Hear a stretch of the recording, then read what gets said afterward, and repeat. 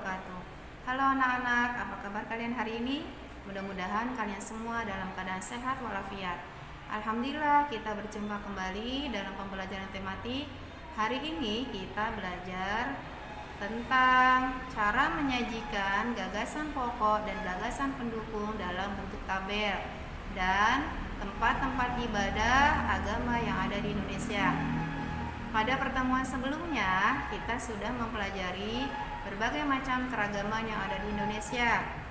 Apakah kalian masih ingat keragaman apa saja yang ada di Indonesia? Hebat!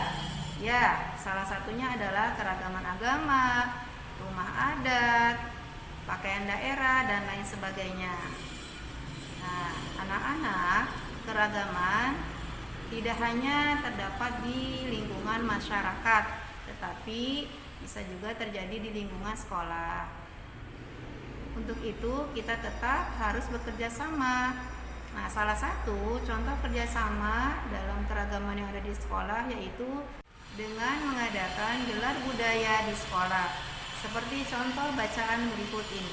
Anak-anak, perhatikan contoh bacaan berikut ini. Gelar budaya di sekolah. Keragaman tidak hanya terdapat di lingkungan masyarakat, tapi juga di lingkungan sekolah. Para siswa di sekolah Udin terdiri atas berbagai suku bangsa. Mereka berasal dari berbagai daerah di Indonesia.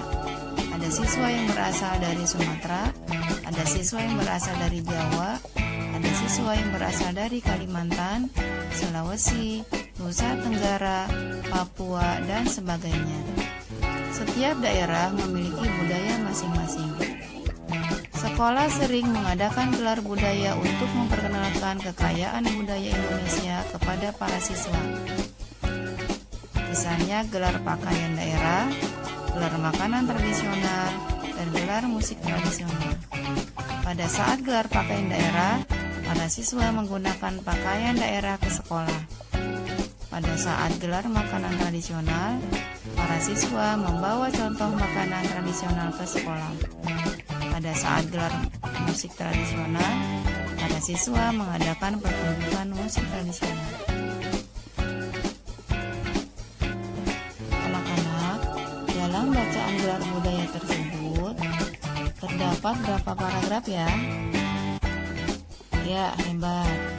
Ada 2 paragraf dalam bacaan tersebut. Nah, setiap paragraf memiliki gagasan pokok dan gagasan pendukung. Mari sama-sama kita tentukan gagasan pokok dan gagasan pendukungnya pada bacaan tersebut.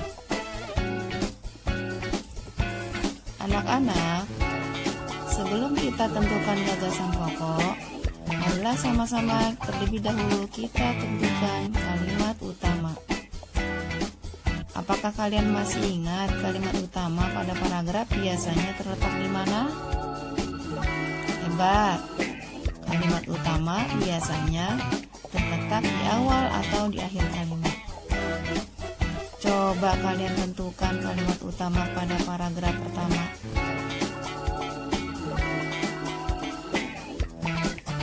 Ya, benar. Kalimat utama pada paragraf pertama adalah keragaman tidak hanya terdapat di lingkungan masyarakat, tetapi juga di lingkungan sekolah. Baik, untuk paragraf kedua, kalimat utamanya adalah ya, benar. Kalimat utama pada paragraf kedua adalah sekolah sering mengadakan gelar budaya untuk memperkenalkan kekayaan budaya di Indonesia kepada para siswa. Nah, dari kalimat utama tersebut, kita bisa menentukan gagasan pokok dari kedua paragraf tersebut. Untuk menentukan gagasan pokok, kita bisa mengambil kata-kata penting dalam kalimat tersebut dan mengurangi beberapa kata, sehingga gagasan pokoknya adalah gagasan pokok pada paragraf pertama adalah keragaman di lingkungan sekolah. Kemudian gagasan pendukungnya bisa kita ambil dari kalimat penjelas. Kalimat penjelas biasanya terdapat setelah kalimat utama. Jadi gagasan pendukung pada paragraf pertama adalah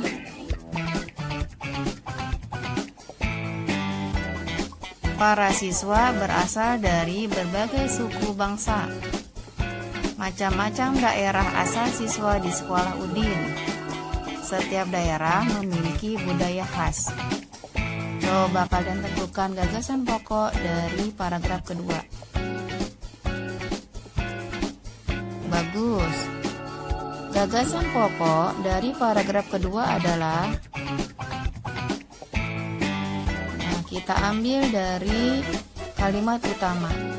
Sekolah mengadakan gelar budaya untuk memperkenalkan budaya Indonesia. Selain sekolah mengadakan gelar budaya untuk memperkenalkan budaya Indonesia, gagasan pokok pada paragraf kedua juga bisa kita ambil dari